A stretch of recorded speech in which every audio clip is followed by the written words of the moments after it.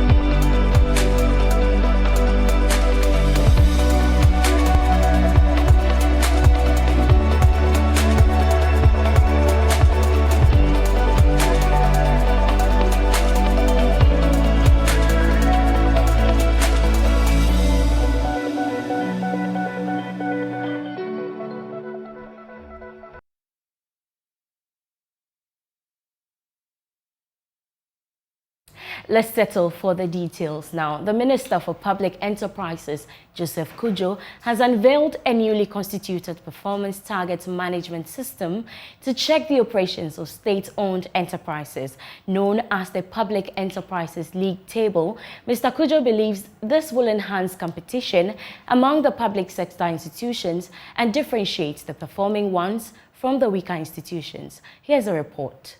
The system, which will reward best performing entities, will give an opportunity for stakeholders and the media to monitor performances of these entities every quarter and annually. The move will help scrutinize performance of the companies as well as measure individual targets. Here is the Minister for Public Enterprises, Joseph Kudjo. I'm saying when we list companies, rank them in performance, it is also to bring discussion from the public to them. It will make you be interested in what caused this company to come first, what caused this company to come last. And when there are experts out there in public, experts out there, when we highlight the news, the public discourse brings all these opinions to bear for us to, that's set out, they are for us as public.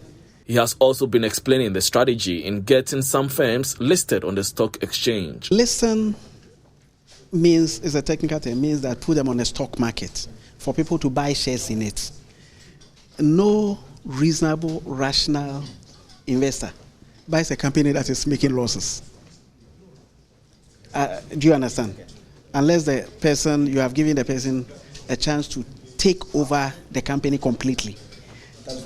You understand? So, if the business the state enterprises does for public policy, we don't need it. Let's say, Gayhawk. I don't know, for public policy function, the state need alcoholic beverages. You understand? It's purely business. And so you look at it with that eyes, that It's purely business, so be profitable and let employ people. Are you getting me? And write dividend check to me. And when it is attractive, you can list. According to the ministry, about 132 state-owned enterprises are up to date with their financial reports. Economist Professor William Boating is warning that the Ghanaian economy is yet to fully recover from COVID-19. It's coming after the Finance Minister Ken Ofori-Atta announced a review of gross domestic product estimates and the 2022 macroeconomic targets following the 5.4% growth rate recorded from last year. But speaking on PM Express Business Edition, Professor Boating said the Russia-Ukraine is a major threat to the current gains. Russia is a big player when it comes to global economy. And if you look at Ukraine, I mean, they are a source of raw materials, inputs for production of many things that we are thinking about. So there will direct or indirect effect one way or the other. So we have to be cautious. And of course, even though we think that the COVID is almost over, we should not jubilate now. I think we should tread cautiously and not be too much jubilant, but try to go strategically. And I'm sure by a year or two, we can then say that, well, things are okay. Prof, is it in terms of policy response or at the individual consumption and spending level? Because I knew people who've moved all the way from London to Ghana because they couldn't stand the restrictions in London and they wanted psychologically, some have gone through a lot of problems, and some are saying that being even locked down or restrictions and all those things, now they can even go out and all the rest. Isn't the spending even good for the economy? Or maybe you are talking about the policy response where government might go to sleep and say, listen, you have recovered, hooray, let me go and sleep. Well, it's a combination of factors. I think Ghana managed the COVID quite well. I mean, we all have the evidence. So, and therefore, we can say that, well, we've done well. And policy responses was also quite good. And that is why you expect that some people from UK will come to Ghana. And we can still continue to do better. And I look at it from the expenditure side. I think that is where government should be very prudent in its expenditure measures. We still have to come up with a very good measure to sustain the fiscal as we have. Ahead of the May Day celebration on May 1, the Union of Industry, Commerce and Finance Workers, UNICOF, wants the government to address the concerns of labor in order to get their full backing to grow the economy for the benefit of all. Organized labor is calling for salary increment in line with the current inflation rate, amongst others. UNICOF also wants organized labor to address the concerns of all workers ahead of the May Day celebration. John Amegashi is the General Secretary and has been speaking to Joy Business. It impacts negatively on the purchasing power, and as a result, whatever our members receive as salary is eroded, because as a country, we are into importation of almost everything. So that had impacted negatively on us. And it is one of the areas that we addressed yesterday in the forum, that government must be able to meet all these challenging situations, engage organized labor for us to address them appropriately and timely, so that at least we all remain at peace to continue with our various jobs. What we proposing had to do with the general overhauling of our economy as far as the incomes paid to workers are concerned, and secondly, to also address the hardship that we face. For instance, when you take the transport sector, once fuel price increase, you must know that it affects almost everything. So the discussion was that what can the government do to alleviate the plight what can the government do? Looking at, for instance, curtailing the periodic and ever increasing prices that we are seeing at the pump prices. Some would want to attribute that to the war between Russia and Ukraine. But don't forget that we have had all these problems on hand before the war started yesterday. Let's go to the banking space now, because Access Bank Ghana has reiterated the need to support women entrepreneurs to help grow the economy. The bank is pushing for innovative products that would allow business women access cheaper funds to enable them become competitive. The following report has more. Even though women play key roles in Ghana's economy, the lack of funding has made it difficult for them to expand their operations. This has resulted in many businesses managed by women collapsing. To address some of these challenges, Access Bank Ghana organized the Pan-African Women's Conference to empower women entrepreneurs. Speaking to Joy Business, the executive director in charge of retail and digital banking at Access Bank, Pearl Nkrumah, said Access Bank has increased its financial support to business women. So W Initiative is a community that was created by Access Bank Group to empower women, to be more deliberate with women concerns, to provide financial and non-financial support for women. We have done this over years from in the group. In Ghana, we've done this 7 years now. We have it between the professional women, the MSMEs, and the women that need maternal assistance. We have done this across the facets of what concerns women.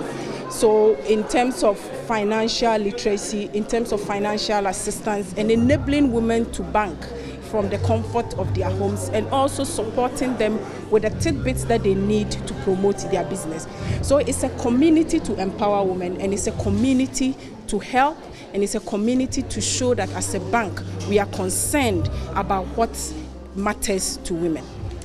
Providing some details, the group head retail banking Matilda Asante Isiedu stated that thousands of women have been directly supported by the bank to expand their businesses. First of all, I must say that the response has been overwhelming. So when we started W, let's say for every 10 new customers we acquired, about 2 of them were female. Now we have about 4 out of every 10, and our goal is to grow it even more, because we all know that the population in Ghana is more female than it is male. In terms of impact, I think we've touched over 400,000 entrepreneurs, female entrepreneurs.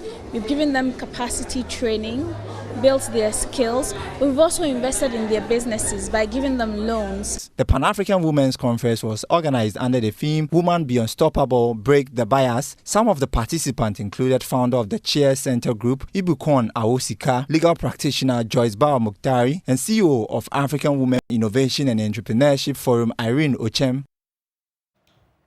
Expertise France, a subsidiary of French development agency AFD, has earmarked a 15.5 million euro fund for SME development in Ghana and the rest of Africa. The move is to use digital skills to upgrade the competitiveness of entrepreneurs across the country. Speaking at the signing ceremony with the Chamber of Commerce and Industry, CEO of Expertise France, Jeremy Pelé, expressed confidence in the funds aiding the recovery of local businesses. We have built together with the European Union, with the Agence Française de Développement, with our friends from the Belgian cooperation in Label, this program. It's a 15.5 million euro program covering many countries actually in Africa and in the Caribbean. And we are proud at Expertise France to implement part of this program, which will result in the development of skills and digital content among MSMEs, and that will also imply, of course, a cooperation with actors such as the National Chambers of Commerce here in Ghana, but also in Côte d'Ivoire, in Benin, in Togo. And we will also work with the West African Federation of Chamber of Commerce. So the launch of the training today is very timely, and it will yield important results, I hope, for Ghana, for the private sector. We had many participants. We will certainly give you more details on the participation today, but I understand that the participation was strong, with a strong representation of women. That's good, more than 60%, if I'm correct. We target to expand this activity and target maybe 8 times more people and participants from all regions of Ghana. And companies that will participate to the training will also be able to enroll on digital platforms after the training, enhance their online visibility, boost their credibility, and facilitate cross-border transactions. Meanwhile, the country director of AFD, Christophe Cote, has entreated businesses in Ghana to adopt digital tools for a swift recovery from COVID-19. AFD Group in Ghana is meant to support sustainable development and growth. And for France, and I think I can speak in the name of the ambassador of France too, at the heart of sustainable development and growth, you have MSMEs. And the best tool, I think, to support MSMEs is to support institutions like yours, Chamber of Commerce. That's the more efficient. So now I think we have reached something. The AFD Group is composed of 3 entities. One is financing basically the improvement of business environment by supporting the public sector. That's what we have been doing in Ghana for more than 30 years now. We have been supporting agriculture, energy, urban development, and more generally, public governance. I hope it starts to bring some fruits, and I'm sure it is. The second entity is Proparco, who is financing directly the private sector, especially the banks, especially major companies, enterprises, and currently new projects and new financial agreements are being signed with different banks and some Ghanaian companies too. Employers and business leaders are being urged to create a balance by adopting shared reward scheme to motivate employees, as well as develop a penalty table to address unethical situations. According to Chief Executive of Automation GH Group, Kweku Esiama, incentivizing staff with a 13th or 14th salary encourages them to achieve their set target. There's more in the following report. Speaking at a workshop organized by the Stanford Seed Transformation Network Ghana chapter, Chief Executive of Automation Ghana Group, Kweku Asma, highlighted some key points he believes are fundamentals of a successful business. The shared reward scheme enables employees to identify themselves and their position and the role they play in achieving the company's success. Now, if you know that you have a stake in a certain output, you would definitely give it your all. If you know that you play a role in your small corner, and at the end of the day, the bigger picture is for the bosses to enjoy, you will definitely not give it your all. And the company's objective is to offer a service, and the customer has an expectation. He has a certain requirement. And how do you get it? You need people to be committed to the timeline, to the quality, and to the cost that has been agreed with the customer. And so it's very important that you have committed employees. On the issue of see something, say something. Obviously, if somebody is doing something contrary to the rules and regulations, and you see it and you observe, and there's failure, at the end of the day, your company who pays you obviously will not be successful. President of the Stanford Seed Transformation Network Ghana chapter, Linda Ya Ampa, indicated that Her outfit seeks to empower businesses to succeed, but she believes companies cannot succeed if employees are not in sync. For members of the Seed Transformation Network, our objective is to help businesses transform. Now, you can't do this alone. We need a team to work with. There are basic principles that we need to work with to help businesses to grow, and that includes being ethical in all our dealings, thinking critically, thinking outside the box. So this is why we chose this theme for this first of a series that we are going to be rolling out. We need those to be able to help our businesses and the staff that we have, our management team, to be able to work in a certain way to be able to grow the businesses. The theme for the workshop was influencing teams through ethics and critical thinking. That's how we end business here on Prime. But for more business stories, kindly log on to myjoyonline.com/business. We leave you with business stories making headlines in the international front.